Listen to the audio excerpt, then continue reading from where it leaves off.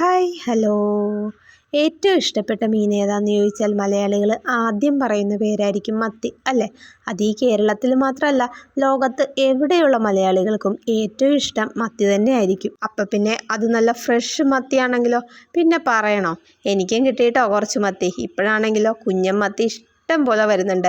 100 രൂപയ്ക്ക് 1.5 kilo 2 kilo ഒക്കെയാണ് കേട്ടോ ഇവിടെ റേറ്റ്. അതുകൊണ്ട് തന്നെ വീട്ടിലിപ്പോൾ മിക്ക ദിവസവും ഈ മത്തിയാണ് കേട്ടോ.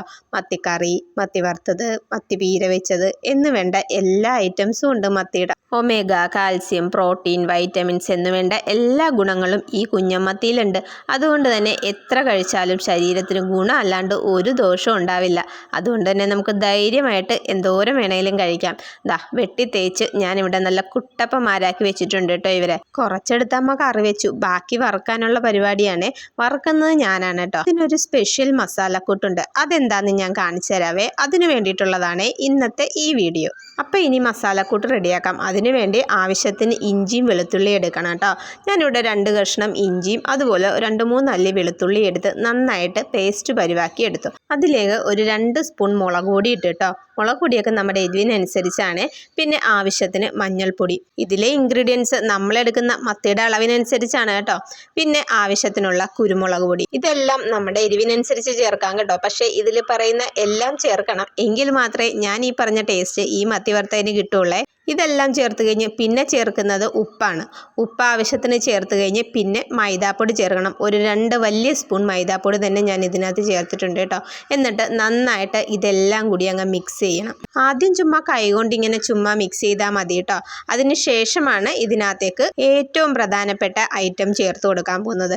ഇത് നിങ്ങൾ നിർബന്ധമായിട്ടും മസ്റ്റായിട്ടും ഒറ്റ തവണയെങ്കിലും ചേർത്തിരിക്കണം കേട്ടോ. ദൈ ഒഴിച്ചത് ഇതെന്നാണെന്നറിയോ? സാധാ വെള്ളമല്ല കേട്ടോ, ഇതാണ് വിനാഗിരി. ഞാനിത് ഒരു ഗ്ലാസ്സിലെടുത്ത് വെച്ചു എന്ന് മാത്രം. വലിയ പാത്രത്തിലാണ് വിനാഗിരി ഇരിക്കുന്നത്, അപ്പം മൊത്തത്തിൽ ഒഴിച്ച് കളയണ്ടല്ലോ. ഗ്ലാസ്സിൽ ആവശ്യത്തിന് എടുത്തതെന്നേ ഉള്ളൂ. വിനാഗിരിയും കൂടി ഒഴിച്ച് നന്നായിട്ട് അങ്ങ് മിക്സ് ചെയ്യണം കേട്ടോ. ഞങ്ങൾക്ക് നേരത്തെ ഊണിൻ്റെ ഒരു പരിപാടി ഉണ്ടായിരുന്നു കേട്ടോ, വീട്ടിലെ ചെറിയൊരു ബിസിനസ് പോലെ. ആ സമയത്ത് ഞങ്ങൾക്ക് ഏറ്റവും കൂടുതൽ ചിലവ് വന്നിരുന്ന ഐറ്റമാണ് കേട്ടോ ഫിഷ് ഫ്രൈ എന്ന് പറയുന്നത്. എല്ലാവർക്കും ഒരുപാട് ഇഷ്ടമായിരുന്നു കേട്ടോ. അത് പ്രത്യേകം ചോദിച്ച് മേടിക്കുമായിരുന്നു ആൾക്കാർ.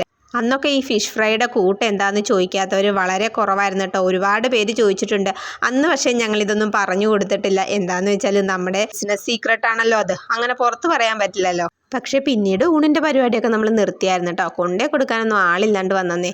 എന്തായാലും അതൊക്കെ നിർത്തിയെങ്കിലും വീട്ടിലൊരു മീൻ വറുക്കുമ്പോൾ ഞങ്ങൾ ഈ മസാല തന്നെയാണ് കേട്ടോ ചേർക്കുന്നത്. പക്ഷേ ഇതിനൊരു ചെറിയ കുഴപ്പം എന്താണെന്ന് വെച്ചാലുണ്ടല്ലോ, ഈ BP ഉള്ളവർക്കും കൊളസ്ട്രോൾ ഉള്ളവർക്കും ഒന്നും എപ്പോഴും ഈ കൂട്ടത്ര പറ്റില്ല കേട്ടോ. വിനാഗിരി അല്ലേ ഒഴിക്കുന്നത്, ഇതിൽ വിനാഗിരി തന്നെ ഒഴിക്കണം കേട്ടോ വെള്ളത്തിന് പകരം. എങ്കിൽ മാത്രമേ നമുക്ക് ആ രുചി കിട്ടുള്ളൂ. ആ പുളിയും ഉപ്പും ഒക്കെ ചേരുമ്പോഴേ അതിൻ്റെ ഒരു ടേസ്റ്റ് വരുള്ളൂ.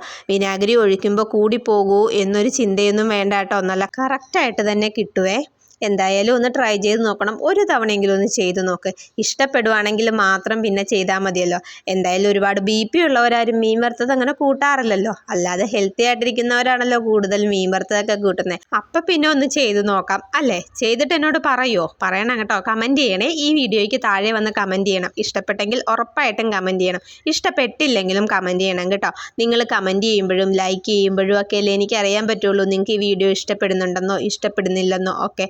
അപ്പോൾ നിർബന്ധമായിട്ടും കമൻറ്റ് ചെയ്യണം കേട്ടോ. ഇഷ്ടപ്പെട്ടാൽ ലൈക്കും ചെയ്യണേ. ഇഷ്ടപ്പെട്ടില്ലെങ്കിൽ ഡിസ്ലൈക്ക് ചെയ്തോ. ഡിസ്ലൈക്ക് ചെയ്യുമ്പോൾ എനിക്കറിയാൻ പറ്റില്ലേ ഞാൻ ചെയ്യുന്നതിന് എന്തോ ഒരു കുഴപ്പമുണ്ട്, അതുകൊണ്ടാണ് നിങ്ങൾക്ക് ഇഷ്ടപ്പെടാത്തതെന്ന്. ഒരു റിപ്ലൈ ഇല്ലാണ്ട് പോകുമ്പോൾ നമുക്കറിയാൻ പറ്റില്ലല്ലോ ഇത് നല്ലതാണോ ചീത്തയാണോ എന്നൊന്നും. എന്തായാലും നിങ്ങളുടെ അഭിപ്രായം ഞാൻ പ്രതീക്ഷിക്കും കേട്ടോ. ഇഷ്ടപ്പെടുവാണെങ്കിൽ ഒന്ന് സബ്സ്ക്രൈബ് കൂടി ചെയ്തേക്കണേ. അപ്പോൾ ശരി, മറ്റൊരു വീഡിയോയുമായി നമുക്ക് വീണ്ടും കാണാം. Tata bye bye, see U.